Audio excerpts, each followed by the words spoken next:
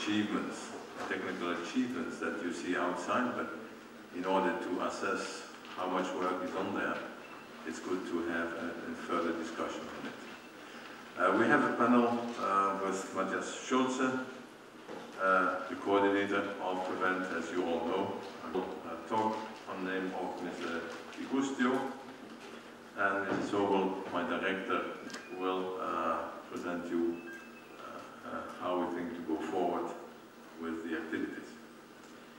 So, Matthias, the floor is yours.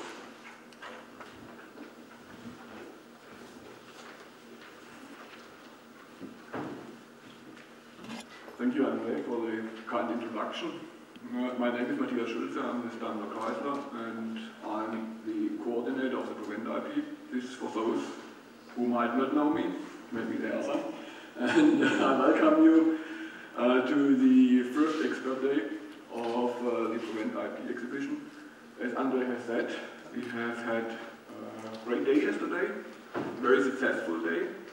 We had a commissioner here, we had two ministers here, the French Minister of Science and the Chinese Minister of Science, which created quite some interesting situations, to put it this way, because a lot of flexibility was required, because originally only the Commissioner Reding wanted to drive with one of our test vehicles, with the biggest one in fact, with the Volvo truck, which performed emergency braking maneuvers, but when she had driven, also the French Minister wanted to drive, so we felt really honored, of course, but I was really happy that despite this high political importance of yesterday, the guests are, as the name says, experts. So please feel free to ask the PReVENT staff everything you want. That is why they are there. They want to show their results. And after this session, there will be thematic guided tours through our village, and there will also be the possibility to book. So he's very sorry, but you know, he supported this event during all the phases of its development, since he is fully persuaded of the relevance of the World Bank performance, and it is an honor for me to speak on his behalf and to open the first session of the technical conference. On behalf of all the partners involved, I would like to express my appreciation to the European Commission for its long-running commitment to road safety activities. I am absolutely certain that this event is an important step to achieve the Lisbon Agenda set up in March 2000. Make the European Union the most competitive and dynamic knowledge base, looking at them also in terms of responding to the needs of society expressed by the European Union. Then I intend to describe the current and general approach followed in the PReVENT project and the future steps which are foreseen. Let's start to be considering the relevance of mobility in our century, in order to understand why together we accepted the challenge of undertaking the PReVENT project activities. Mobility is timeless. It's vital for our society and to the national economies in order to run on time and efficiently. Mobility is a key to the sensible supply of goods and services. Originally, the nature of road mobility was directly related to finding a means to allow people and freight over long distances. But it soon ended to answer two in the 70s to 460 in our decade. And the overall distance traveled by road vehicles has tripled in the last 10 years. But road mobility also heavily involves aviation, although the cost of mobility remains unacceptable. That is why road mobility must become more environmentally friendly and safer, in addition to being increasingly flexible and cost-effective. In this context, past project, so let me remember again about this Prometheus project, that is the studies of issues which are extremely important but highly integrated and complex to solve. Any solution requires huge investment. Therefore, provide. Tell me when. Okay, we're good to go. Okay, so Michael, how is your working group contributing to the achievement of the e-safety objective? Well, I'm one of the co-chairs of the driving group of eCall, and eCall is probably the priority #1 application for e-safety at the moment. And what we have done is create a memorandum of understanding that is signed by the different stakeholders in order to adopt eCall by 2010 as standard in all vehicles. So we are, let's say, obtaining signatures from the key stakeholders. The vehicle manufacturers have signed it, and the member states are in the progress of signing. During this event, we had signatures from Spain, Portugal, and the Czech Republic. So that's already a good step forward with the ones that already signed as well. What are the biggest problems or bottlenecks in your field? Well, the biggest problem is, of course, to have some kind of balanced business case when you're looking at eCall, and it's very important that you have somebody that are willing to trigger off the eCall, which means, of course, the vehicle manufacturers has to equip their vehicles in order to be able to let's say, send the signal when an accident has occurred, but also the receiving end, that means the public safety answering point. The member state has to take decisions to upgrade their public safety answering points in order to be able to receive the eCall. And then, of course, the cost. Who should pay the cost in the end? Should it be us that are buying the cars, or should it be some kind of financial incentives given by either member states or insurance companies that could balance out the cost? That is some of the questions that are currently hovering around. Mm-hmm. Do you think that e-safety will really get intelligent vehicle safety systems deployed in Europe in time to have the deaths by 2010? I think we have seen over the past years that the number of fatalities in Europe is going down, which is of course a good sign. We all have to remember that when we are looking at a system that has to be deployed in vehicles, there is a certain lead time, maybe 3-4 years. So we are getting close to 2010, so we have to, I think, speed up a lot in order for let's say, the intelligent vehicle systems to, let's say, really contribute to reaching this objective. But I think by this event as well, where you see so many vehicles, I think we are moving in the right directions, that's for sure. Which request would you address decision makers who are relevant to your working group in order to get help to achieve the objective of your working group? Sign the memorandum of understanding. That's probably the easiest one to give, but it's clear that I think they have to take some hard decisions in the various member states that did not sign it yet of how they actually would like their citizens to be secured if they have a vehicle accident. And one of these decisions they have to take is, okay, should we allow all these vehicles to send out eCalls in the future, and how should we then ensure that upgrading of our police cars? Now, regarding PReVENT, could you summarize PReVENT? Give us a brief statement of what PReVENT is. Well, PReVENT is the biggest project on active safety or preventative safety. It's all the key stakeholders have basically worked together to try to look at what kind of application could be deployed in the vehicles as standalone applications, more or less. To make the vehicles more safe, you could actually say that it's trying to create this virtual safety belt around the car. So you will, via sensors, via mitigations of a lot of things, you will have, let's say, some kind of preventative actions occurring in order to avoid the accidents. So that is more or less what PReVENT is about. And what you see here today is basically about 25 cars showing all these applications of what you can do, including vehicle-to-vehicle communications, including map-based forward-looking sensors, including, let's say, safe lane keeping, safe following, blind spot monitoring, all these kind of applications you see.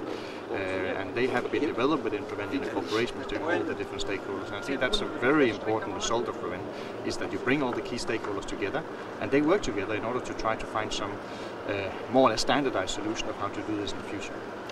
So what are the next steps then after PReVENT? Well, deployment is of course one step of some of the application, and we see some of them already, let's say at least in some form or another, coming out into some of the vehicles. But it's sure that what we are testing here is not let's say a real life testing on real roads. It is still a controlled test on test tracks. So there is some work to be done yet before we can put all this out on the streets. But PReVENT, there is a lot of research still to be done. There is big plans of doing, let's say, more research on what can you do to make the vehicles even more safe. And on top of that, also one of the new things would be, let's say, to create some more live demonstrations. We call it field operational test. If you can take, let's say, a fleet of vehicles and test it in real life conditions, of what that really will have of impact, cost and benefits, then you can probably convince even more decision makers that this is a good way to follow, and then you can basically get, let's say, potentially the financial incentives as well to do it in the different member states. And what do you think the impact of this event will be in the end? Well, there is it's reaching many people. It's reaching a lot of the decision makers. I think there were about 400 people yesterday of VIPs and decision makers. Today we have 500. let's say, professional technicians, people in the business that are looking at this. On top of that, we have an event on Saturday in front of the Versailles Castle where we expect to reach about 10 to 15,000 of the general public. And of course, these are the ones that are going to use the systems in the end, so they should be aware of what in the world is going on, and they should actually be requesting that the next time they go in and buy a car, instead of requesting, you know, metal or aluminium wheels and a better stereo, they could maybe be asking for something that could potentially save their life if they have an accident. So I think that is some of the things that we need to do: create some awareness around it, make sure decision makers are aware, make sure the public are aware of what they could actually be asking for. Great. Thank you, Michael. You're welcome. Yeah, we're good. Okay, so what are the benefits of the technology used in ProFusion? In ProFusion, we are trying to investigate, if you have multiple sensors, how to increase the functionality by fusing the sensor information from multiple sensors. And can you best explain this technology to the end user? So it's kind of, until now we had systems which are using one sensor only. Now we are trying to connect those sensors together and create new functionalities or to improve the functionalities in terms of robustness and reliability. So you get more by using the same set of sensors. You just connect all the information. What is its innovation and what makes it unique to other technologies today? The uniqueness is that you're trying to reuse or trying to do more with the existing sensors in the car. So if you have, let's say, for instance, a camera or a radar, and you connect those information, you get more, and that's unique. You can increase the functionality. What are its implementation prospects, and when do you think that we'll be able to see this technology in our cars? If you look on the road, actually it's already available on the road. So one of the technology leaders in safety is Volvo, and they already have a sensor fusion system on the market. So you can see it already. And what aspects of Sorry, just wait. We have any applications for that? Yeah, we have. Okay, we're good to go. Okay. So what are its implementation prospects, and when do you think that we'll be able to see this technology in our cars? Actually, you can see it already on the road. So if you look on Volvo, who is a leader in safety, they have already a sensor fusion system on the market. But for the others, we think that sensor fusion is a future technology, so it will take several years until you can see them in all cars. What aspects of the project has impressed you the most, and what are the most excited? What are you most excited to see come out of this? The most exciting is to see that by combining sensor fusion or sensor data, you can see that you get more in terms of what you perceive around the car. It means you understand if it is a pedestrian or it's a tree or a car. So that's really exciting to see that by using several sensors, you can increase the functionality. Great. Thank you. Thank you. Okay. So Mark, what are the benefits of the technology used in Compose? In Compose we have developed systems that are collision mitigation systems that initiate automatic braking when in collision with objects such as other vehicles or pedestrians can no more be avoided by the driver. So our cars automatically brake and in this way come to a full stop for low speeds or mitigate the collision impact by reducing the velocity at the impact moment. And what is its innovation? What makes it unique to other technologies today? Unique, it's in a way that the cars act autonomously, but nonetheless we do not want to take the responsibility from the driver. So the vehicles are supposed to brake only to initiate braking maneuvers when there's no possibility for the driver to avoid the accident by either braking or by making evasive maneuvers or by steering around. This is the moment, if this is no more possible, the cars will act by fully applying the braking systems. And what are its implementation prospects? When do you think that we'll be able to see this technology in cars? So the system that you can see here at the IP exhibitions are research. So we have research, this was a research project. And of course we have implemented our car equipped with sensor systems that are rather expensive. So we have all kinds of sensors included to meet the goal that we have set to ourselves. So you could expect to see them in a rather cut this. You want to give it a go again? Yeah? Right from the beginning? No, just from the beginning of this question. This question, yeah. What was it? So let me see again. I don't know, let's make something up. I can't give an answer, so... No, to say soon. No, it's not soon. Then not soon. Okay. Okay. What are its implementation prospects? When do you think that we'll be able to see this technology in our cars? So the cars here that you can see at the IP exhibitions are equipped with sensor systems that are still rather expensive. So we have integrated into our cars all kinds of sensors to meet the goal of object detection, or to detect and classify, distinguish between vehicles and other objects like pedestrians. And this requires very sophisticated sensor systems, which is not yet available at prices that are suitable for serialization. Okay. What aspect of the project has impressed you the most? What are you most excited to see come out of all this? So I like very much, because as an engineer I like very much the technology that we have developed concerning the perception system. So to make a car see its surroundings, to distinguish between other vehicles, pedestrians, and to classify these objects, to get some intelligence to the car, to then be able to decide if a braking has to be initiated or not. Mm-hmm. Last but not least, how can you best explain this technology to the end user?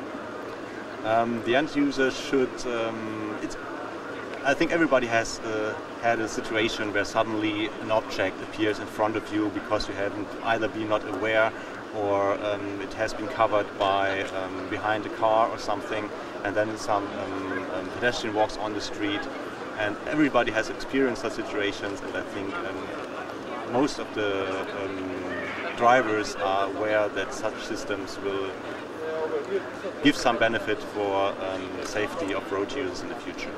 Great, thank you. We're going to see here now what the car perceives basically, and you see the vehicles that are visible, which are classified with this green square around, and then you also see pedestrians that are walking around here at the IP exhibition. And you see them, when they are classified as real pedestrians, you see them with these yellow marks around, and you also see other orange squares, which are the objects that haven't been classified fully because they're not in the range of our FIR camera, but that are also, we're pretty sure that also these objects are pedestrians. And these are only the objects that we will brake for.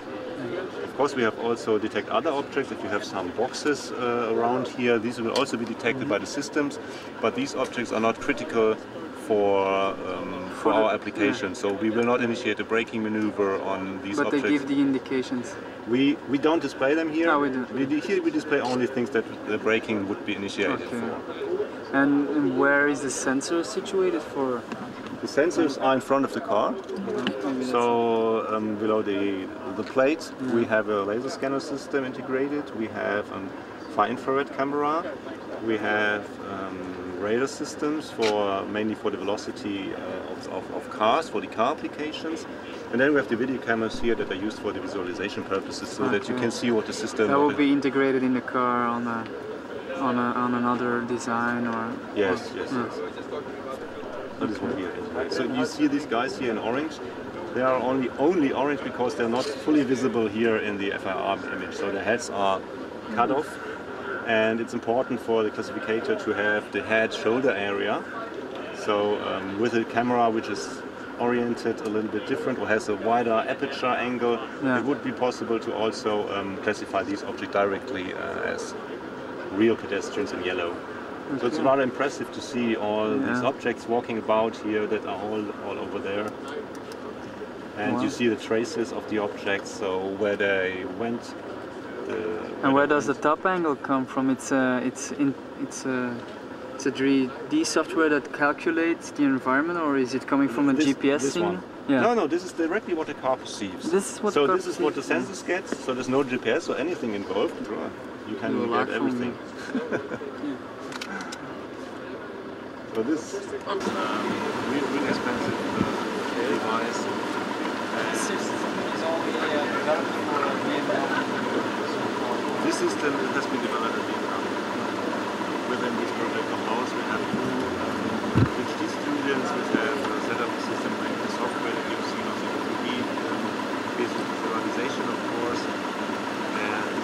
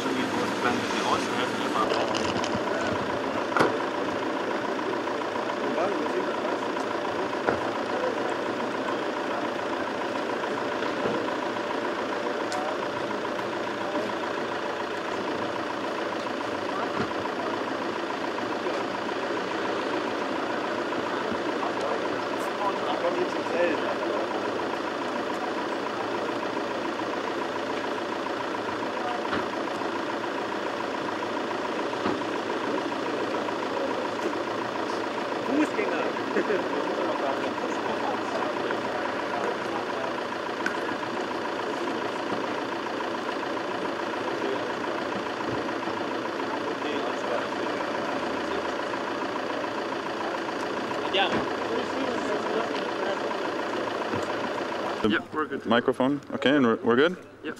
Okay. Maurizio, what are the benefits of the technology used in Apalaci? The main benefit is to improve the protection of the car occupants in case of unavoidable crash situations. What is its innovation? What makes it unique to other technologies today? The main innovation is the reliable reconstruction of the scenario that is detected by the sensor that we are using on the car, by applying also innovative sensor fusion techniques to reconstruct the traffic situation around the vehicle, and in particular in front of the vehicle. What are its implementation prospects? When do you think that we'll be able to see this technology in our cars? All partners in the project foreseen to have these, to implement this technology in the car, in the future car, in the next 3-4 years. Okay. And what aspect of the project has impressed you the most? What are you most excited to see come out of all this? I think that during the project period, all partners have spent a lot of effort for this challenging task covered by the Apalaci project, by sharing all the knowledge and experience that we achieved during the work. And it was very a pleasure and an honor for me to coordinate this project and the team, and to achieve the good results that we have shown here during the exhibition. How can you best explain the technology to the end user of Apalaci?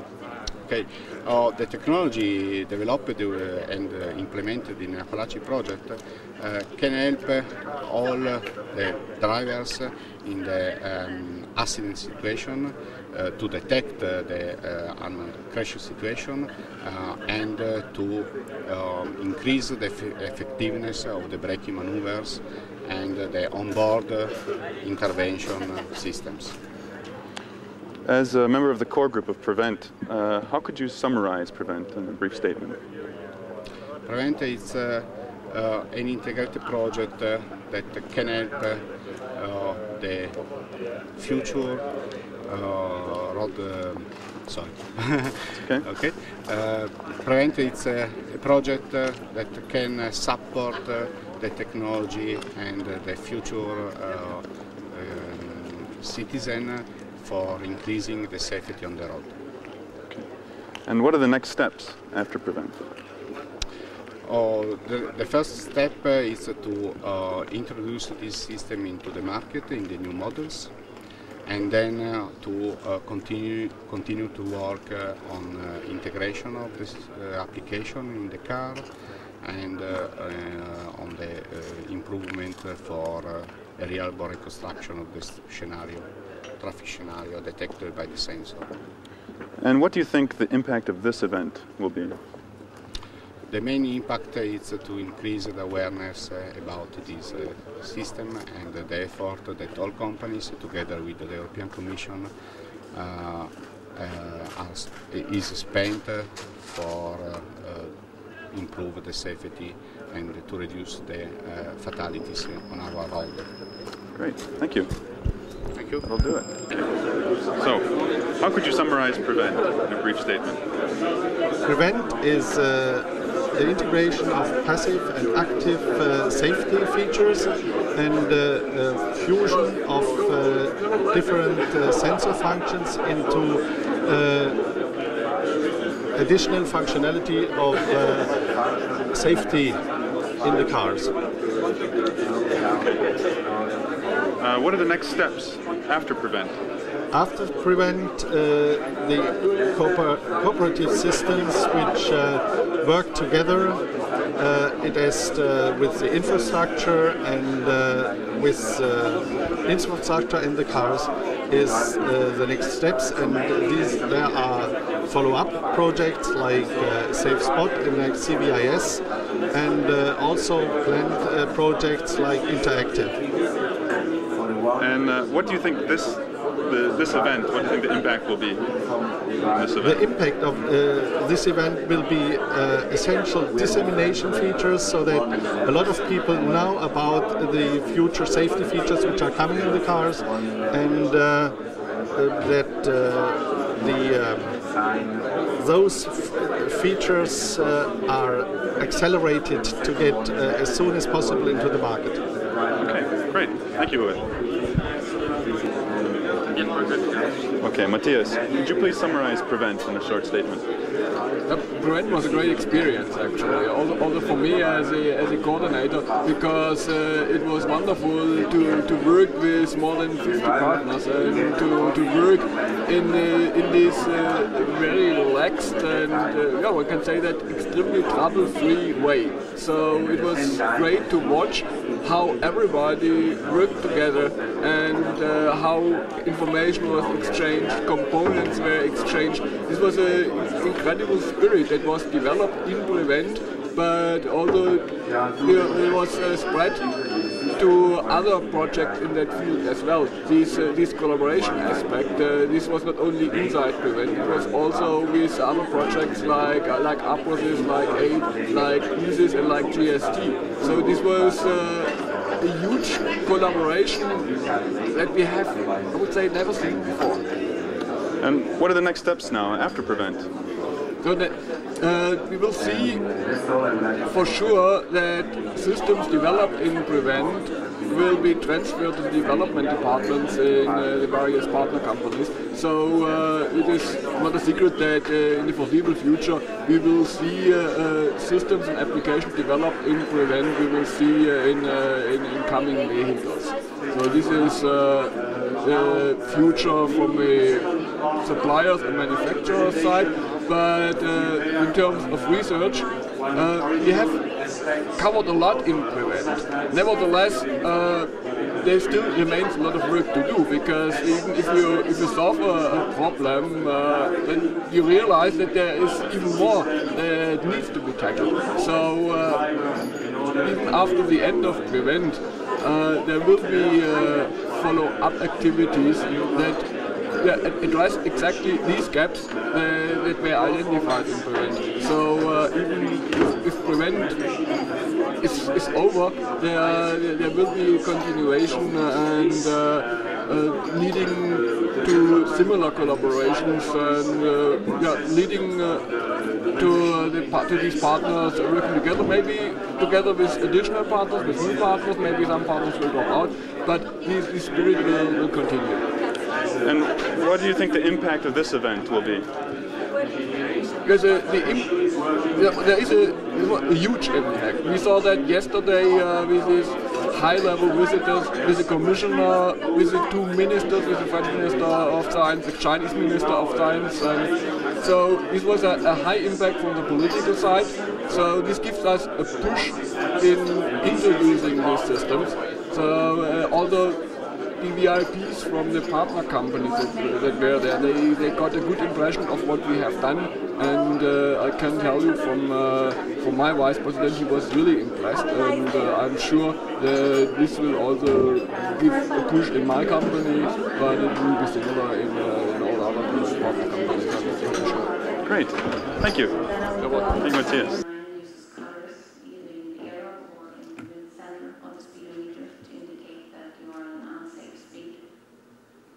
Number 10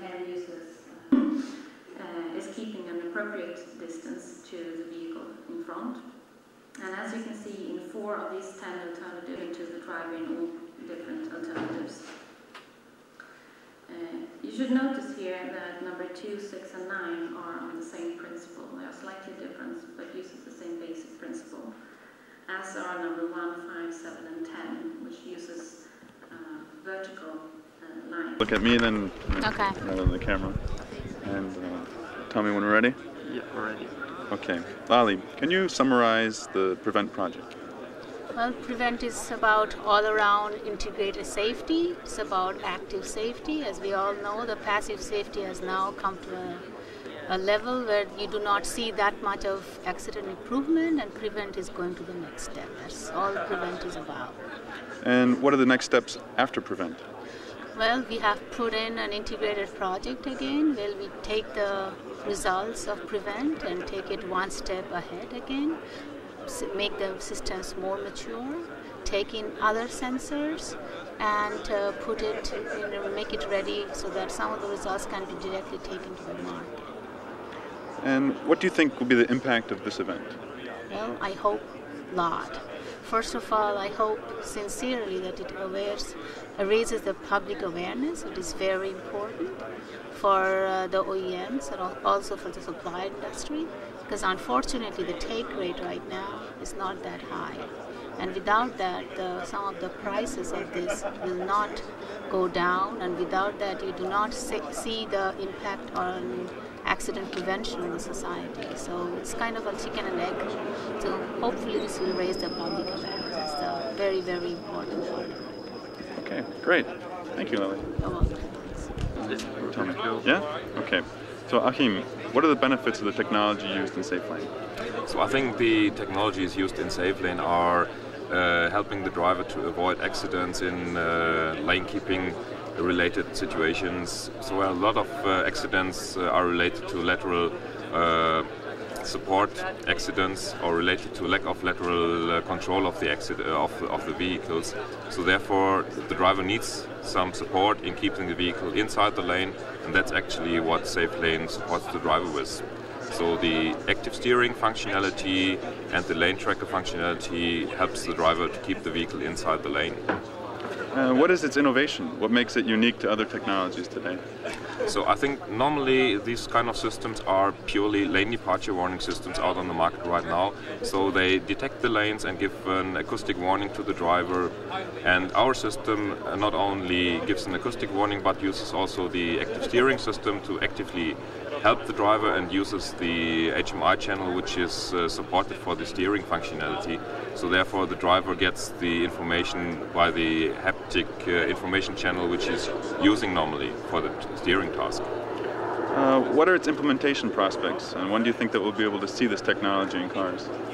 I think we have to make a difference between cars and trucks there, because in cars nowadays active steering systems, or electric power steering as they are called, they are widely introduced already in the segments, and therefore these steering actuators are available for realizing such functionality. Lane departure warning systems based on cameras are available already by now. If you combine it with the active steering, then you have a similar system as we have in the SafeLane system. What aspect of the project has impressed you the most, and what are you most excited to see come out of all this?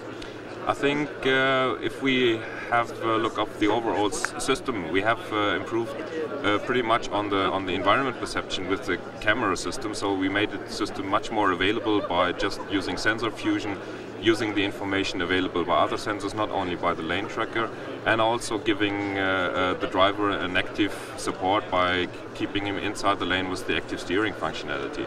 And what was really Ladies and gentlemen, interesting the was vehicle safety communication session that we had, will be starting in 10 minutes. Wait. Yeah.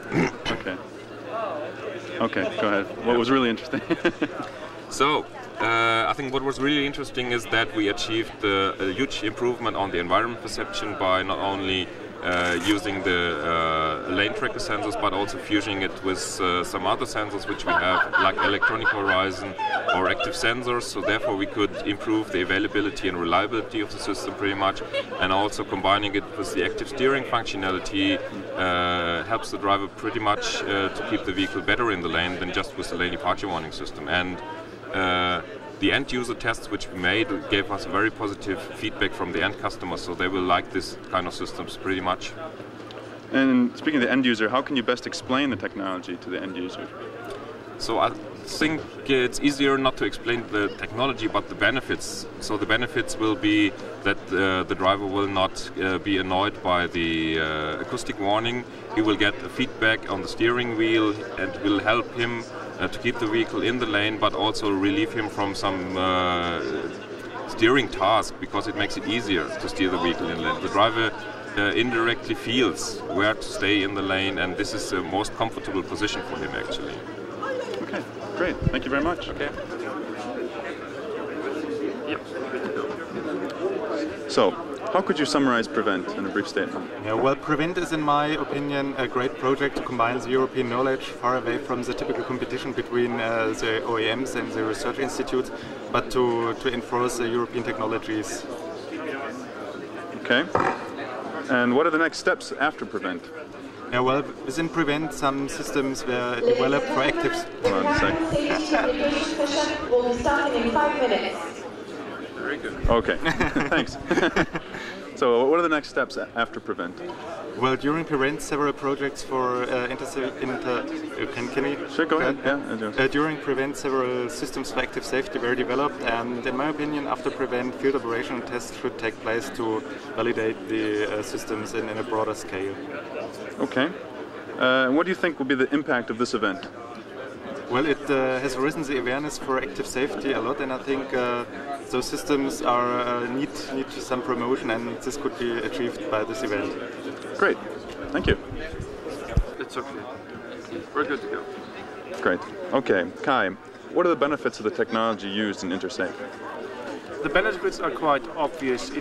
If you think about intersection safety, it's a very complex area you have. There are lots of different road users. They come from different directions. So, and in intersections, about 50% of all accidents occur in whole Europe. And this means we need to save these people. And if the technology we use observes the environment and we communicate with the traffic lights. So these two combination of technologies, in addition with the map, with the digital map we are using, will save about 1/3 of all lives at intersections. What is its innovation and what makes it unique to other technologies today? It's the first approach within the European Commission on intersection safety. So all of what we're doing is quite unique. The combination is quite unique as well. If you think about laser scanner and communication in combination with video, doing relative localization with regard to intersection, this is unique. It wasn't done before. And based on this, we do background illumination, that we just look at the main important road users which go into, and we detect and classify these kind of road users. And based on risk assessment and scenario interpretation, we're able to warn the driver due to a hazard which is predicted, to avoid the accidents, having the driver in the loop. What are the implementation prospects? When do you think that we'll be able to see this technology in our cars? This is a question I always get, because it's quite convincing what you see if you see the results of InterSafe. So there are two kind of answers. There's one answer from the research point of view, and of course this kind of technology will be able to be introduced within the next 5 or 10 years from regard of technology. From the other hand, it will be quite not so easy to convince the OEMs that they will implement it, because it's additional cost, and this cost has to be paid by the end users. So if you want to take my guess, in 20 years there will be systems saving lives at intersections, and they will be based on InterSafe technologies. What aspect of the project has impressed you the most? What are you most excited to see come out of all of this? To be honest, in the beginning we didn't know how good our system will work together with all these different kind of technologies, map, video, laser scanners, and you have this huge amount of intersection-related accidents, and this makes me really scary that we have to save them.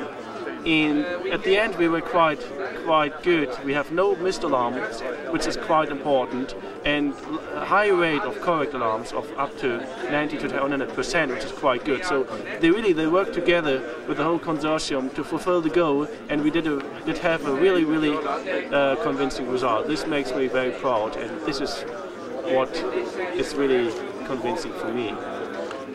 And how can you best explain the technology to the end user? Yeah, this is always a big issue. At the end, the end user will hear a sound, acoustic warning, for example, or maybe some information level which you go by graphics in the dashboard. And so I think the most important thing is to present it to the end user and to show the benefits. So if the first car will be implemented, it will going around that all the end users would like to have such kind of system, because the benefit is quite obvious. Mm-hmm. Great, thanks, Kai. Tell me when we're ready. Would you ask the question? Or? I'll ask the question. Okay, and then good. So, Wolfgang, do you think that e-safety will really get intelligent vehicle safety systems deployed in Europe in time to have the number of deaths by 2010? Well, in principle, you know, we have very. Sorry, should we just? No worries. Start when you want again. Yeah, it'll be cut. It'll be cut. Okay, the exhibition we have here and the demonstration are very impressive, but we all see that they are really at the beginning. They are not really prototypes integrated. They are computers added to the vehicles, and when you open the trunk, you see huge computers helping the systems. But the technology is managed in a certain way. But looking into deployment rates, it basically, you have to know this because of lead times of the automotive industry, is that it takes roughly 6 years to change the portfolio of a manufacturer, and 2010 is just 3 years ahead. And to change a complete car park, it takes another 15 years to really have an impact. So e-safety system in particular are not just in-vehicle systems, they are also depending on infrastructure. And to change infrastructure sometimes take even more time. I just had a quite interesting demonstration on traffic lights, and what is needed is to equip intersection warning systems. You need to equip all the traffic lights in Europe more or less at dangerous intersections with senders, so to communicate with the vehicle. So just imagine the millions of intersections we have to be equipped with systems which cost roughly on the infrastructure side €500 or more. We are talking about big money, but nevertheless, in some of the systems, like ESC or even eCall, might be able to already give an impact by 2010, but for the others, especially as they are applied optional, and those systems are very competitive between the manufacturer, it will take time, but it's necessary to have a political environment favorable to support the deployment of those systems. Great, thanks. Good. Perfect. Tell me one. Okay, so Jean-Pierre, how could you summarize PReVENT in your words? Well, PReVENT was a European community-funded research project aiming at safety, road safety improvement. It concerns car manufacturers, suppliers, laboratories, and aims at producing common action for the development of driver assistance systems, aiming at road safety improvement. Okay. What are the next steps after PReVENT? Next steps after PReVENT will be hopefully the arrival on the market of the systems developed within PReVENT, maybe not under the form they have shown here, because here we aimed at, I would say, maximum performance and integration of functions, but hopefully there will be minor application, at least on partial functions which were developed here. And we also, I think, as a core group member, we hope that this project will be followed by a continuous action in the same kind of domain, of application domain, in order to keep the cooperation momentum we had between the partners of the project. Okay, and what do you think the impact of this event will be? Well, I hope it will be part of a positive decision in favor of a follow-up of the project, and also, but this we will know later. It can have consequences in the awareness of the public through the press feedback on the event. Great. Thank you very much, Jean-Pierre.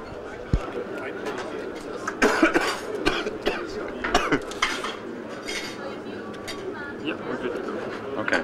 So, Andrea, what are the benefits of the technology used in suspense? The use of these technologies is to help the driver avoiding accidents, intervening long before, so we want to avoid the driver entering into a dangerous situation.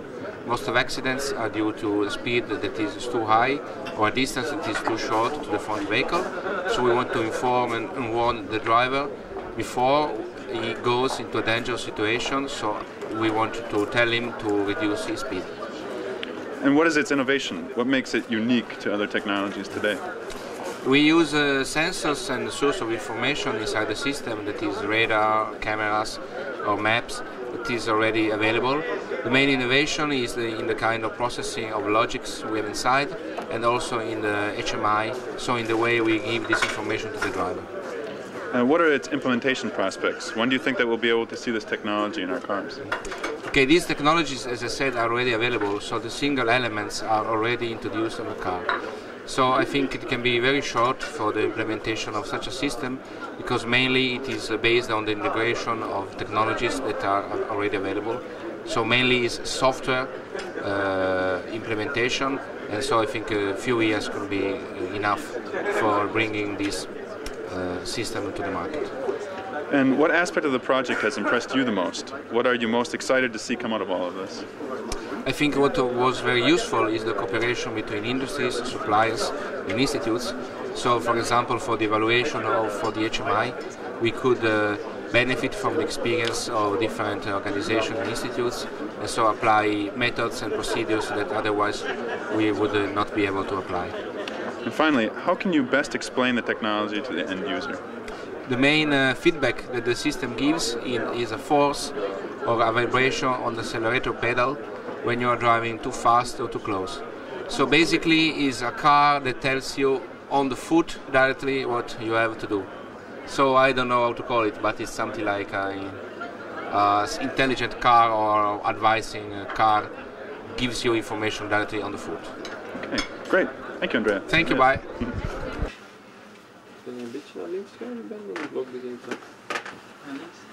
No, you can stand close to it. So we make a shadow. Yeah, dark.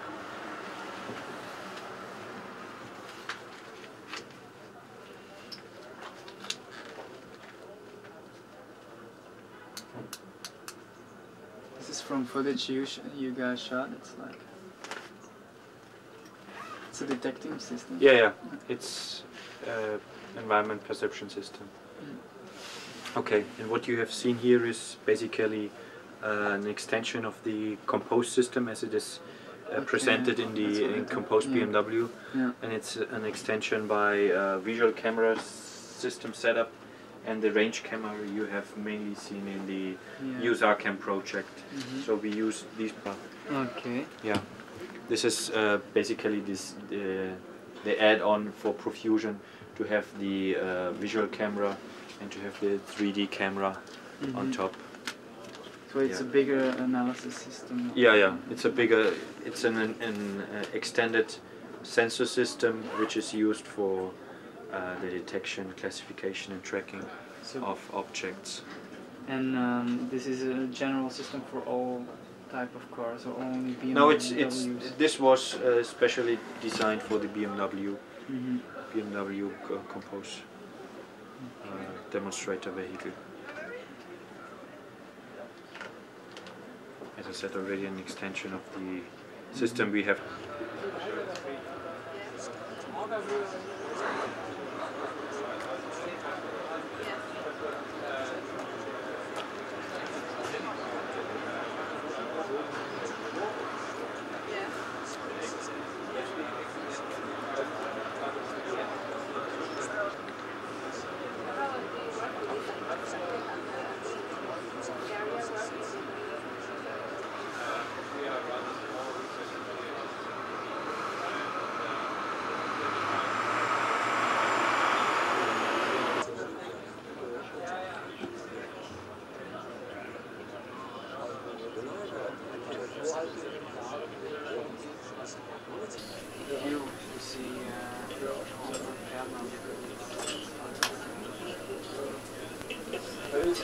This is with a 2D camera, and we will see here some highlights.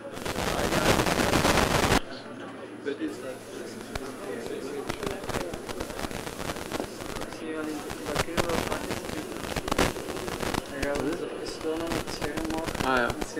Daar gaat daar rondwonen, dus je ziet. That's the maximum range there. So it's like 20 meters. Yes, we have just scaled it to 18 meters. You can see that's the scale every time we go to the blue. Everything is what is fine. There is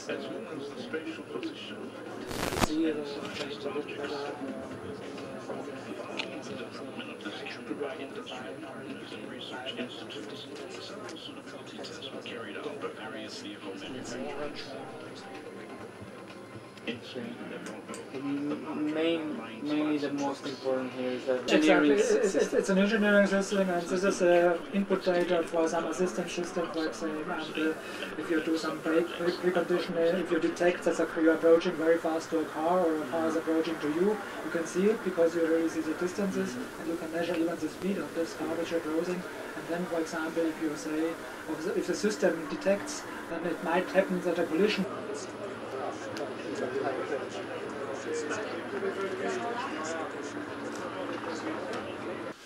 Sometimes I feel as well, like now. When a camera The car in which you are sitting is equipped with a number of safety functions and devices to relay information and warnings to the driver. The development has been made by Volvo Car Corporation in collaboration with other partners in the InSafe project, which is a sub-project of PReVENT. This task requires both intelligent prioritization and intuitive positions of the interfaces. We are looking at two different options: warning devices distributed around the driver's area, or general warnings in the dashboard display. It's the same kind of warnings, but in a general In the simulator, HMI. you will experience a set of complex traffic scenarios in which active safety functions and the warning manager will act together in order to reduce the workload of the driver. Warning systems you rather prefer, or yes, but in this car we only use distributed HMIs because we don't believe in having all the warnings in one place. Because the driver should keep his attention in the direction where things are happening. The following video sequence will show a typical scenario.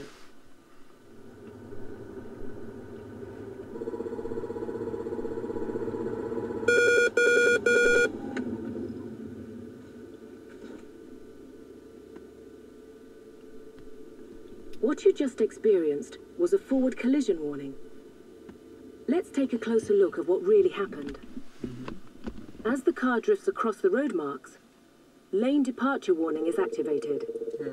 Suddenly the car in front of you brakes, triggering a forward collision warning. The warning manager decides that this event is more dangerous than the lane departure warning, and lets the forward collision warning override the lane departure warning. Hence, the driver only has to react to the most important warning.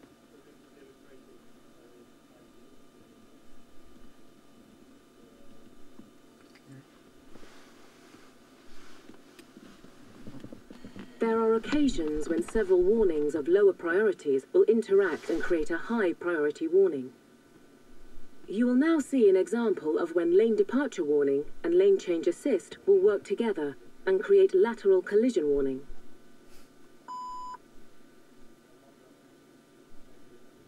And that's Lane also a change assist is a signal safety that you could function give that will to notify the driver the other car whenever that's there is an actually oncoming or not. vehicle in the parallel Because lane. it's a combination of both eventually, because there's one that's like going out, and the other one has to adapt. So if you could already give a signal in advance that something like happened, the both drivers could get a warning. Yes, in a way you could communicate, or maybe you could start using the indicator as well to tell the driver in the other lane that now the driver is changing lane, but it was unintentional, for example. Activating the lane change assist. The warning manager notifies you by switching on a LED. We have a prioritization, so two sounds cannot exist at the same time. Here we use a general display. But to a specific situation, it's given a specific sound. Yes, yes.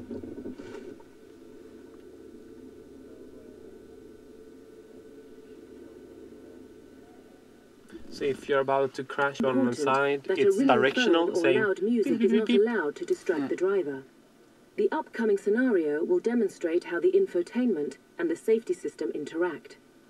In this situation, you are driving on a highway, guided by the navigation system.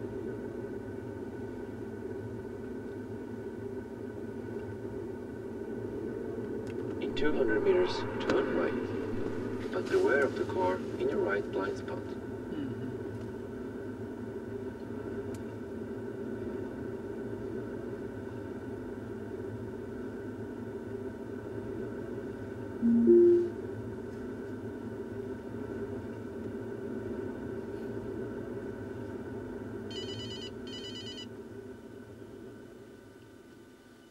Let's go through the scenario again. When the navigation system informs you to make a right at the next exit, the warning manager makes you aware that the lane change assist has detected a vehicle in the blind spot. Beware of the car in your right blind spot. After accelerating, your speed is too high considering the curvature of the exit road. This is detected by the curb speed warning function, by comparing the navigator map with the car's current speed. Okay, but further on, a phone call is received just before the curve. But since curve speed warning is activated, the call is delayed. Warning system, where we get the warning from the LEDs, yes, the HMI, and from the LCD screens. Yeah, and also to focus on, as you can see, we had some integration between the navigation system and, for example, here, you hear what they say right now.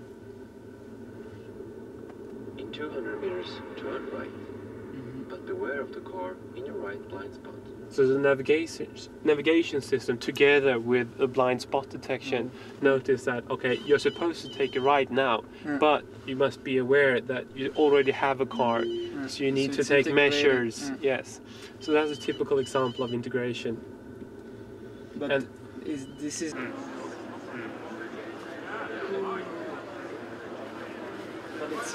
indeed it's very complex, because you don't want to drive and focus at all times on the road. There's so many warnings that if you confused, then you rather When you have more warnings than one, you need to take care of this situation, and this has not been taken care of before. So this is the kind of work we're trying to do in this project, and it's you are the youngest of all the projects probably going on here, because you need to wait for the different systems. And actually, the lower end version of this is already in the car, and you buy it on the week. But that's only a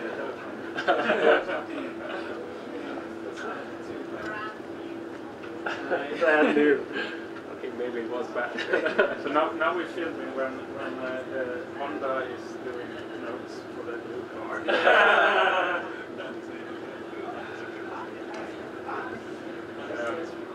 From blind spot up to around 70 meters behind the cars. About 50 to 70 meters. 50 meters, I would say. Yes. One lane. One width. My lane width. Yes. Yes, that's specifically for, and this is for longer range, and also the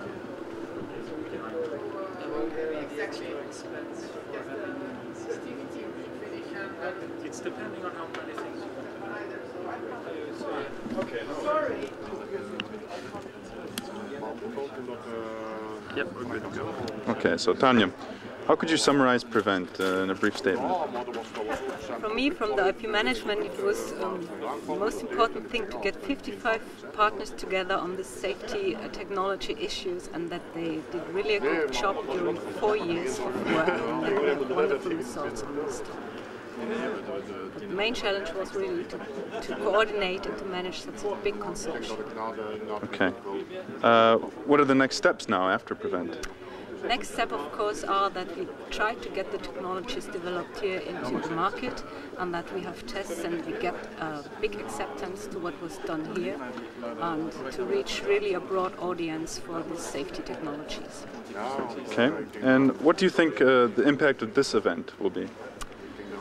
The impact of this event, I think it has shown that the European automotive industry has a lot of potential, a lot of safety features that are really innovative, and that they are really going to set trends in safety technology, and yeah, to achieve the aim to make it safer and to save life. Okay, great. Thank you. My pleasure. Okay, we're good to go. You can answer to him. Yeah, you can answer to me. Yeah. And we're ready? Yep, we're ready. Okay. So how would you summarize PReVENT in a short statement? Well, PReVENT shows you the state-of-the-art of active safety and advanced driver assistance systems as of today. And what are the next steps after PReVENT? The next steps, I'd say, are threefold. First of all, transfer these approaches to pre-development in the vehicle industry. Second is to support public awareness. And third will be to bring forward legal implications, because as often observed, legal standards follow technical progress. Okay, and what do you think the impact of this event will be? The impact of this event is that, first of all, the press gets a very nice impression about what the state of the art is. The same is true for politicians, and the same is true even for some of the managers in the automotive industries. So it's again a crystallization point for progress in, as I said, active safety and preventive safety. Okay. To meet the original goal to have an impact of the results of research for saving lives in future road traffic. Great. Thank you very much. You're very welcome.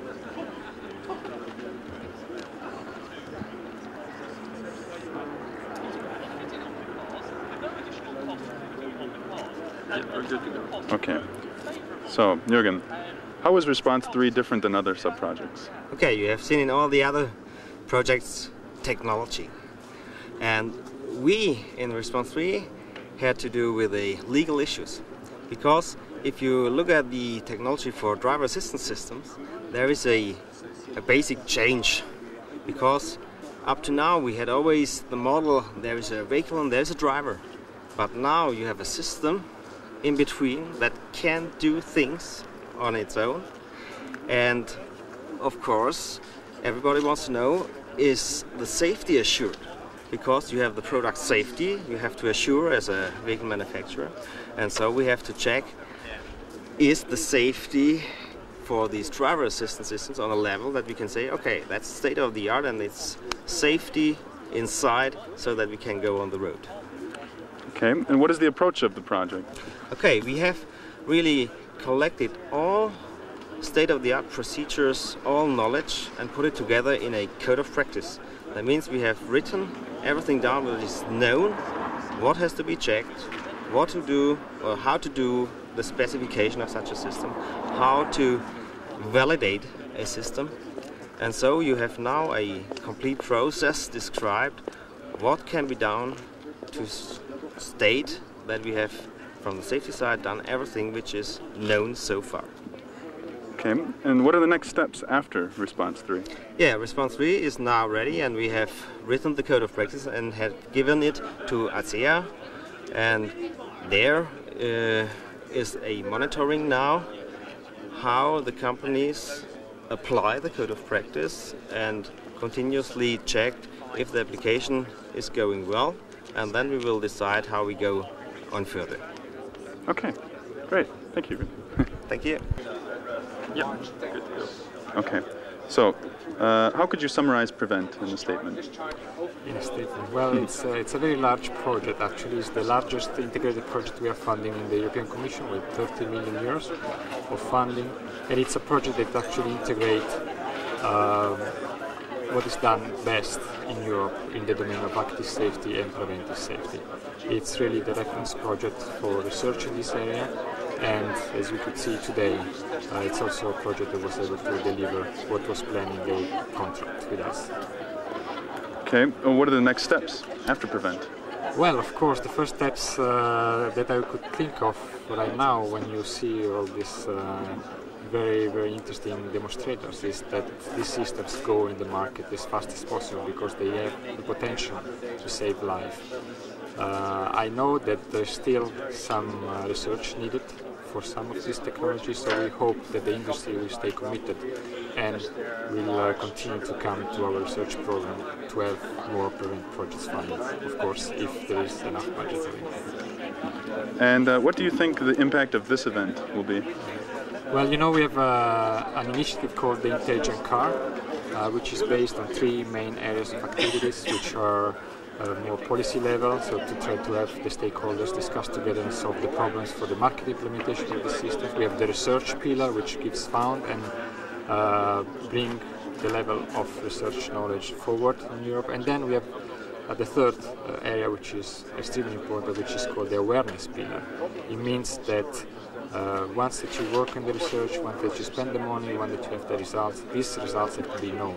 We have to raise the awareness about the existence of these systems. We have to be able to create a demand for these systems, and I think this kind of event where there is very little paper to read but a lot to test and to drive on your own and understand what this system can do while you drive is the best way to make people understand, politicians understand, everybody understand of what the system can do to save life and improve safety in Europe, and I think the potential is very high.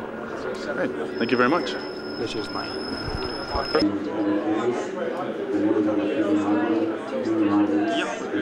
Okay, so how could you summarize PReVENT in a short statement? I think PReVENT is a good platform, was a good platform to bring industry and research institutes together, a good platform to work on active safety systems, largest European project, and a good opportunity to work throughout suppliers and OEMs. And what are the next steps after PReVENT? We will try to use PReVENT as a kind of momentum and platform for next steps for further development. So we will plan new projects on the European basis to go ahead with our development on the European basis on active safety systems. We will go ahead. We had within PReVENT warning activities, warning in terms of active safety, and we will go for active intervention, so to support the driver in future. And what do you think the impact of this event will be? I think the major impact is to show our results to the public, to experts, and to show what we have achieved the last 3 years. And for me, this is a good opportunity also to show how we could work together with throughout different countries and different type of partners. Okay, great. Okay, thank you very much. Thank you very much. Und meine Maschine läuft. Das schönste Timing. Na. Fast jedes Tag. Ja, große Ideen. Diese Demonstration.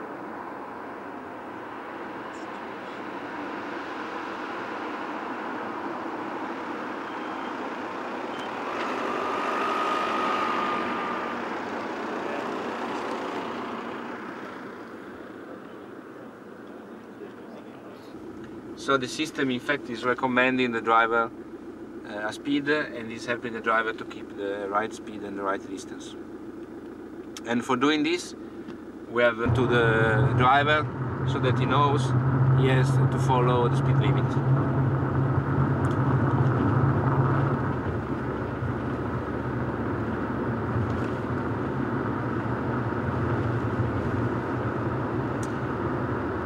Stai parlando di ProFusion? Yes, there is also the other project, ProFusion, that makes data fusion between the long-range radar data and the camera radar data about the obstacle detection. But we show it later on. Okay, so you see here the limit is 30. Okay. And now we will show you the different situation of warning because the driver is going too fast. And okay, later we will find a curve, and you will see that if we approach the curve with a speed that is too high, then the system will give a warning and will inform the driver that he has to reduce his speed because his speed is too high with respect to the curve that he is approaching.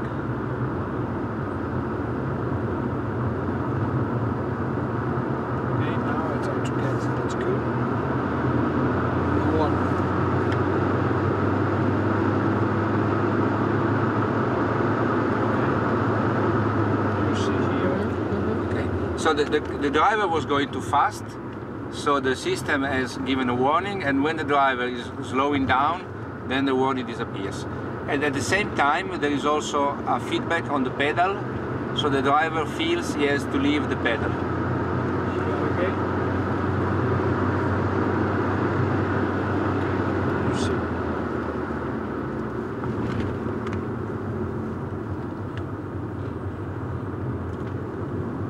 I think the cameraman is not stable, but because of the curves. I'm used to those things. Yes, but I don't know about the image. But oh no, it's good. It's okay? Yes. Because I blocked myself. Okay, for what you can. So this warning is given considering the speed of the vehicle and the geometry of the road in front of the Now I try to get also the warning for pedestrian. Ma non ti hanno appena sgridato, Fabio? But, Fabio, non vi hanno appena sgridati per questa cosa qua? appunto l'ignoro. E vabbè, grazie, poi ti bloccano, And here we have a pedestrian crossing information, okay? In fact, on the map it is here, that's why we show it after. But we were blocked before because to show this we had to go at a speed, higher speed, but we cannot go to higher speed because of the pedestrian crossing. So we can only show it for a short time.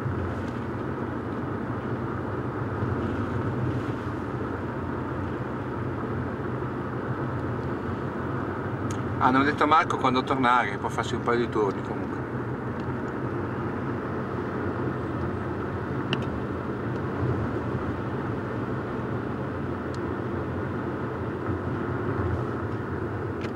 Okay, I stop a moment because in the other car they have to invert position. Ah, fate il cambio qua così loro fanno Facciamo prima. tre cambi. Perché sono in tre, no? He is going too close.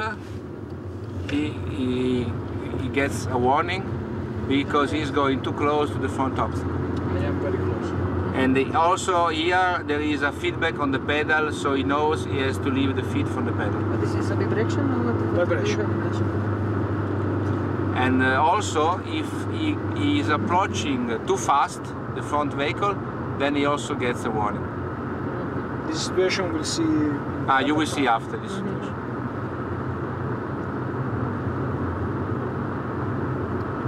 Okay, now they go away so we can.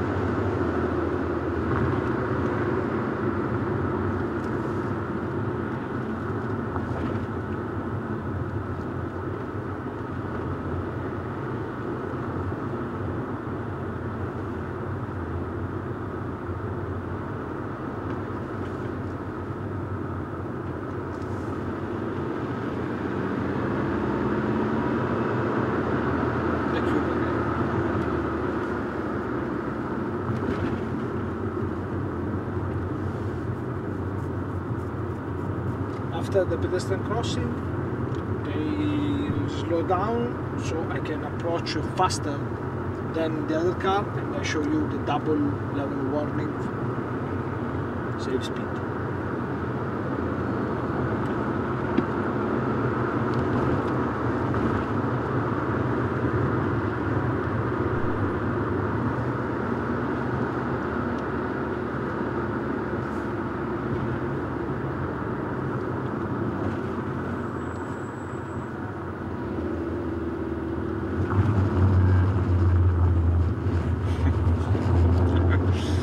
Ti conoscono, Fabio.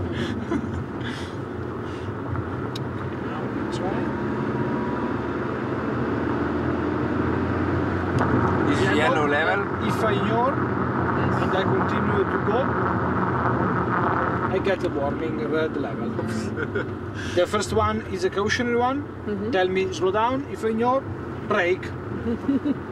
Good.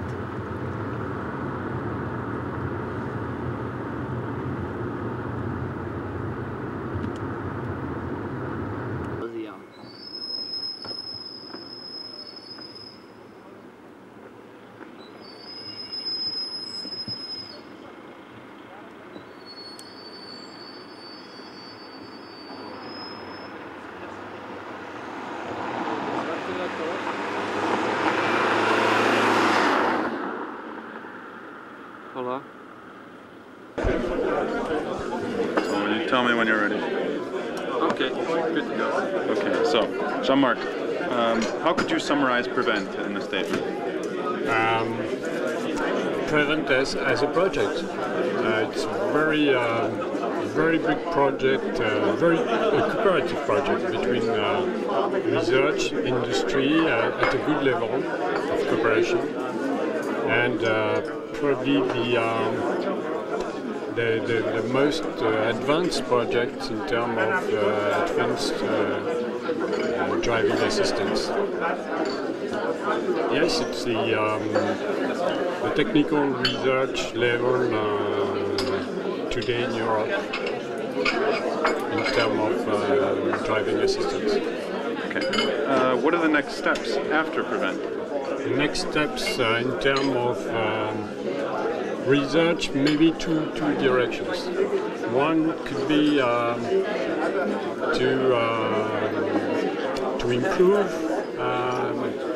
improve the technical knowledge. For that, for example, we are at the current step. We are at probably for a given system, one false alarm in 1 hour driving. We need, in real situation, we need one false alarm in 10,000 hours driving. Then we need to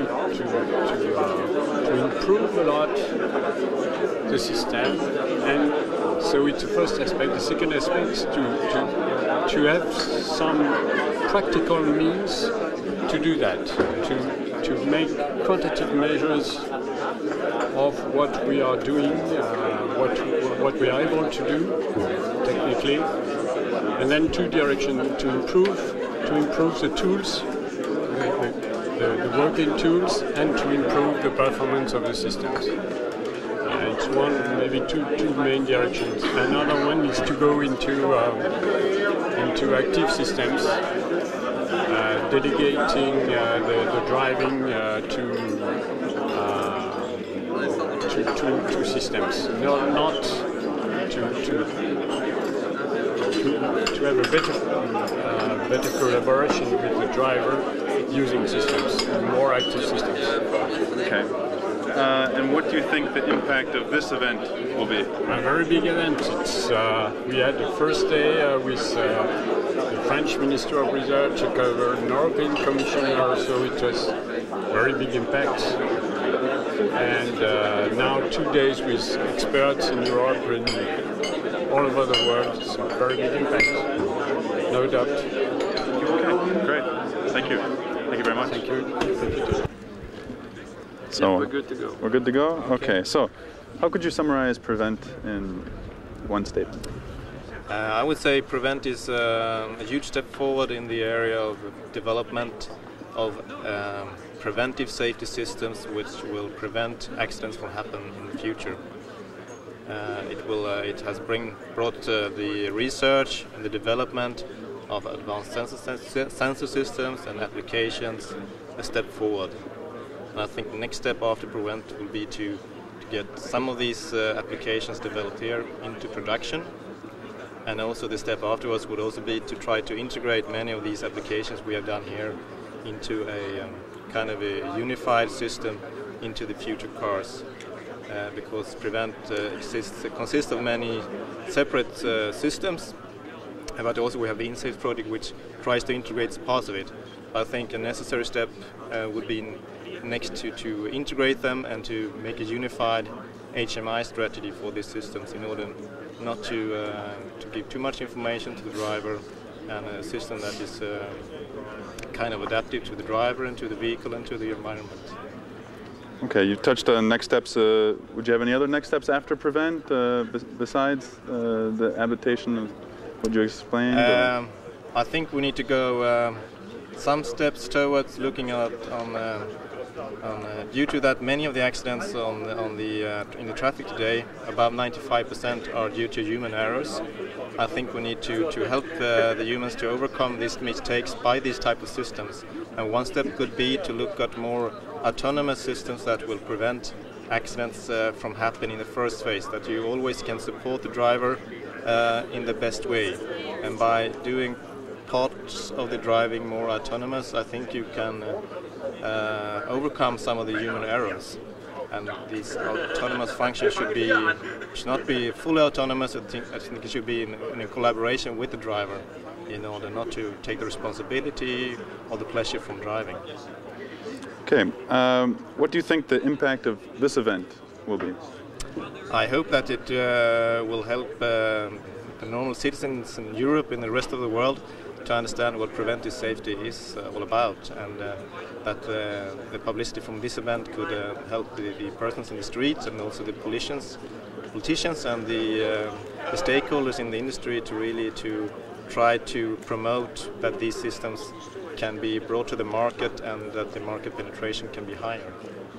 Okay, great. Thanks a lot. Okay, thank you. You got me?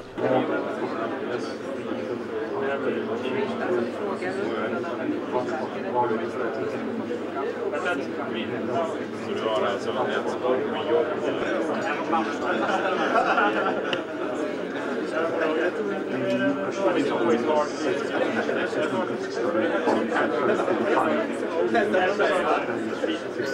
and then select the define of the airlines which are the driving safety mechanisms to try to support them as much as possible. This tree is not so very nice. Data from the mouse to receive actual measured data on changes. Okay, just wait for... In 2020, this will come to the estimate of the safety impact. So the next step is the framework which we are proposing. So the starting point for our framework are the best practices from the PReVENT sub-projects and also the experience from other projects like Apalaci. For the impact analysis,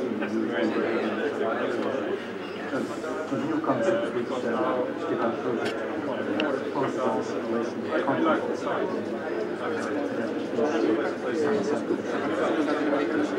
situational control it's a bit related to the efficiency just starting and going in how much the use or the preventive safety system improves control of the which is jointly certified driving in specific driving situations. This component here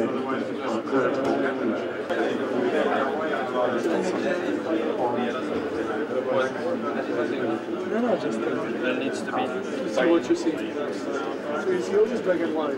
Yeah, and you see if it's sharp or not sharp for the focus.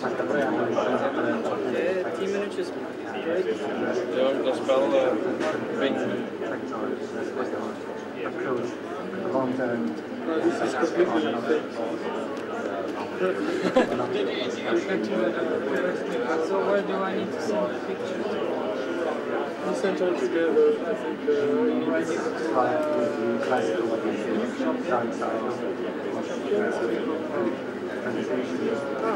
Well, is it, when is it? Oké, maakt al niet meer, de zon is benauwd. All the way to the next barrier after? Yes. For the empty test track, so to the all white barrier. Okay. Or behind the all white barrier. Look at the signal.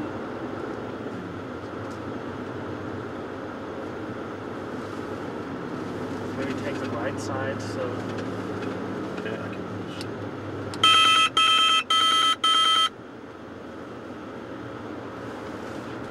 Were you able to get that? Yeah, one more. Can do one more.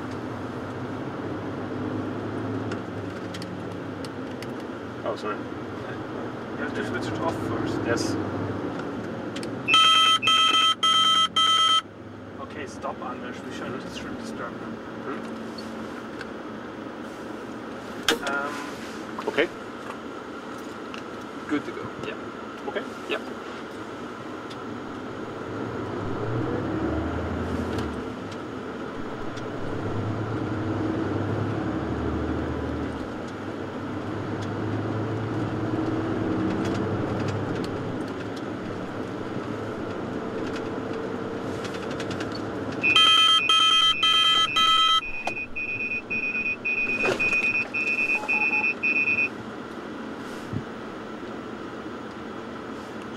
Yeah. Okay, we're good to go.